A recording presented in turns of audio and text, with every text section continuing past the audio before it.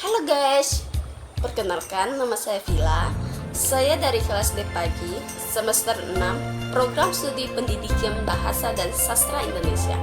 Baiklah, di sini saya akan mengapresiasi sebuah legenda Danau Toba. Di sini saya mengapresiasi penilaian legenda Danau Toba. Baik, penjelasan berikut ini saya akan sampaikan di slide berikut ini. Sebuah cerita yang dipercayai oleh beberapa penduduk setempat yang sebenarnya telah terjadi tetapi tidak suci atau tidak sakral. Yang juga membedakannya adalah mite. Baiklah, hanya itu penjelasan dari saya tentang legenda. Berikutnya yaitu tema. Tema yang saya ambil dari cerita Danau Toba ini yaitu keamarahan seorang ayah karena tingkah laku anaknya. Alasan saya mengambil tema ini karena seorang ayahnya ini kesal dengan kelakuan anaknya yang menghabiskan makanannya, sehingga ia kehilangan kesabaran dan marah pada anaknya dan mengucapkan kata-kata pantang yang tidak seharusnya ia katakan kepada anaknya. Kita bisa lihat dari tema tersebut, seorang ayahnya ini marah kepada anaknya. Tapi kita sebagai orang tua jangan pernah mengucapkan kata-kata yang tidak seharusnya dikatakan kepada anak kita. Berikutnya yang kedua itu amanat. Amanat yang saya ambil dari cerita Danau Toba ini ialah sebagai seorang anak janganlah suka melawan dan membangkang pada orang tua. Dan sebagai orang tua janganlah suka marah dan mengucapkan kata-kata yang tidak baik kepada anaknya. Bisa kita nilai dari amanat yang saya ambil ini. Yang pertama itu seorang anak jangan kita sebagai anak jangan suka melawan kepada orang tua, karena orang tua itu melahirkan kita dari 9 bulan sampai kita besar sekarang. Jadi hormatilah kedua orang tua kalian, jangan pernah melawan kata-kata mereka. Dan sebagai orang tua jangan suka marah dan mengucapkan kata-kata yang tidak baik kepada anaknya. Karena anak itu adalah anugerah dari Tuhan. Anugerah dari Tuhan, jadi jangan pernah mengucapkan kata-kata yang tidak seharusnya diucapkan untuk anak kita. Yang ketiga itu latar tempat. Tempatnya di suatu desa, waktunya itu di pagi hari dan di sore hari. Suasananya menegangkan. Penokohnya itu ada Toba, Samosir, dan Putri. Toba ini perannya sebagai ayah, dan Samosir ini sebagai anaknya, dan Putri ini sebagai istrinya. Toba ini karakternya baik dan kasar. Kita bisa lihat contohnya dari kutipan berikut ini.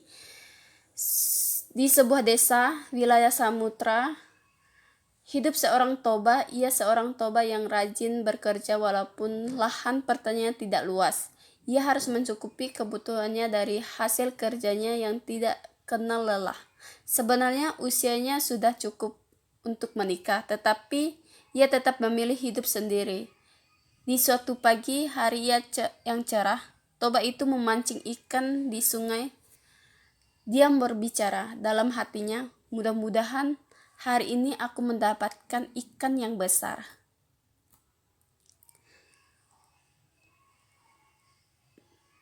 Beberapa saat setelah kailnya dilempar, kailnya terlihat bergoyang-goyang. Ia segera menarik kailnya. Toba itu bersorak kegembiraan setelah mendapatkan seekor ikan yang cukup besar.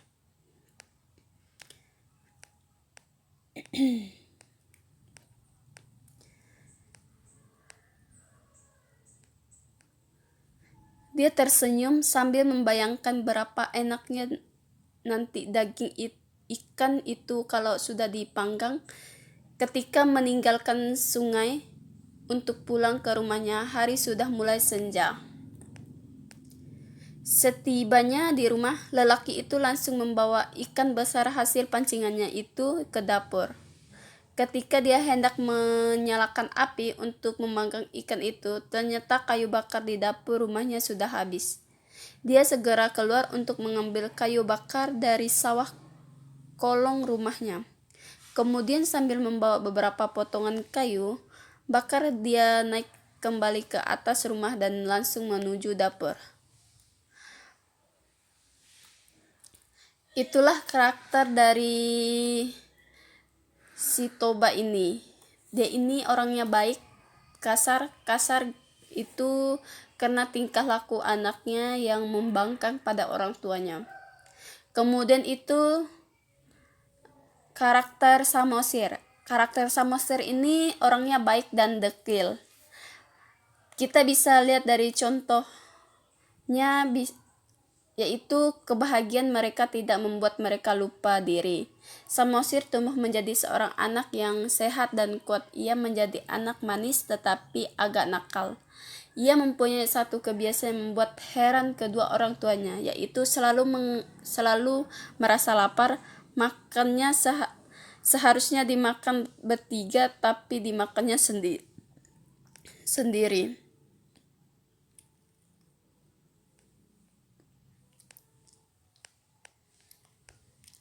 Suatu hari, anak itu disuruh ibunya lagi mengantar nasi ke ladang untuk ayahnya. Mulanya dia menolak, akan tetapi karena terus dipaksa ibunya dengan kesal, pergilah ia mengantar nasi itu. Di tengah perjalanan sebagai besar, nasi dan lauk pauk dimakannya. Setibanya di ladang, sisa nasi itu yang hanya ditinggal sedikit dia berikan kepada ayahnya. Saat menerimanya, si ayah sudah merasa sangat lapar karena nasi terlambat sekali diantar. Oleh karena itu, maka si ayah jadi sangat marah ketika melihat nasi yang diberikan kepadanya adalah sisa-sisa. Amarah makin bertambah ketika anaknya mengaku bahwa dia yang memakannya sebagian besar dari nasinya itu. Kesabaran si ayah jadi hilang dan dia pukul anaknya sambil mengatakan, "Anak kurang ngajar, tidak tahu untung, betul-betul kau anak keturunan perempuan yang berasal dari ikan." Di situ kita bisa lihat tingkah karakter dari Samosir, baik dan dekil,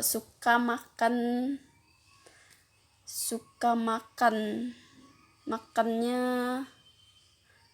tidak cukup satu piring. Kemudian Putri, ini karakter istrinya, baik dan ramah.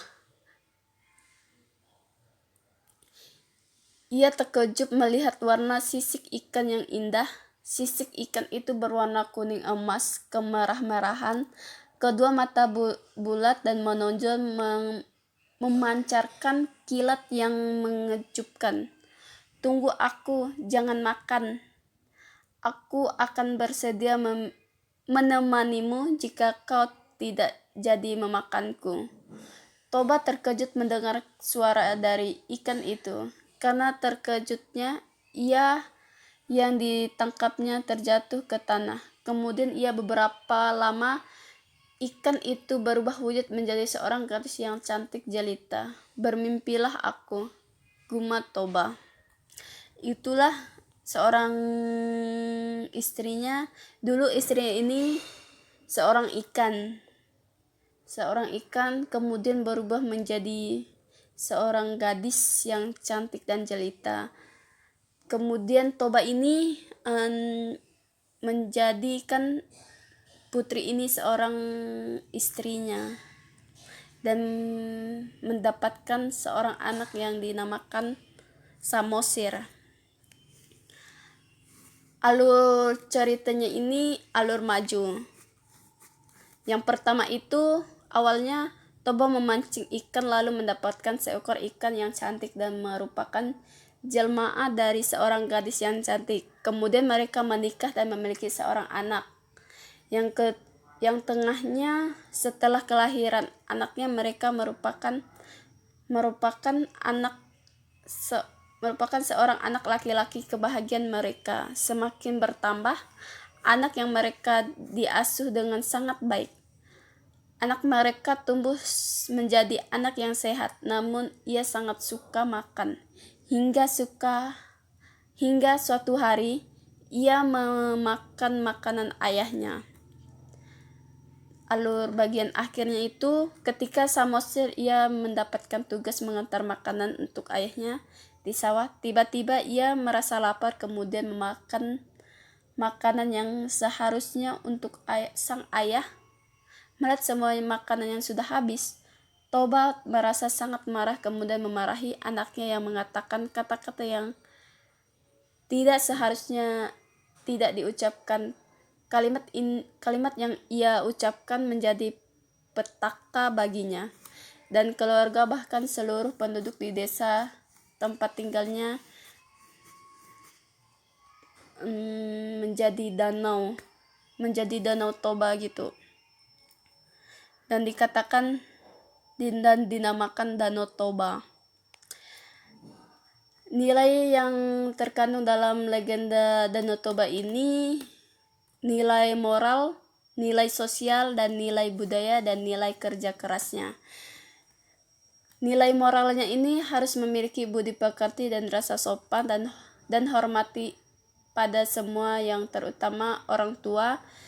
Cerita atau dongeng ini maknanya dapat diajarkan kepada anak-anak untuk memiliki rasa sopan dan hormatilah kepada semua orang, terutama kepada orang tua, karena orang tua itu mempunyai peran penting dalam membesarkan dan mendidik anaknya, sehingga dari cerita dongeng ini dapat diambil hikmah yang banyak dalam mendidik anak. Kemudian nilai sosialnya, kita tidak boleh mau menang sendiri dan egois pada orang lain, terutama orang tua, dan harus mau berbagi. Dari cerita ini dapat kita lihat bahwa nilai sosial yang terdapat dalam dongeng ini sangat banyak, terutama tidak boleh egois dan mementingkan diri sendiri. Kita harus berbagi dengan sesama dan selalu bersikap baik kepada siapapun saja. Nilai budayanya itu kita harus mencintai dan menerima budaya kita dari terutama orang tua dan nilai budaya yang ada dalam cerita ini. Kecintaan anak terhadap kebudayaan Indonesia harus dilestarikan, karena mencintai dan menjaga budaya kita telah melestarikan budaya Indonesia. Nilai kerja kerasnya yaitu nilai dalam cerita ini dapat kita lihat dari tokoh-tokohnya. Toba adalah seorang pekerja keras, baik tapi suka ngomong kasar. Sedangkan Samosir selalu melawan pada orang tuanya dan selalu menghabiskan makanannya sampai orang tuanya mengatakan perkataan yang tidak baik untuk anaknya. Hanya itu penjelasan dari saya. Jika ada kata-kata yang kurang jelas, mohon maaf. Saya ucapkan terima kasih.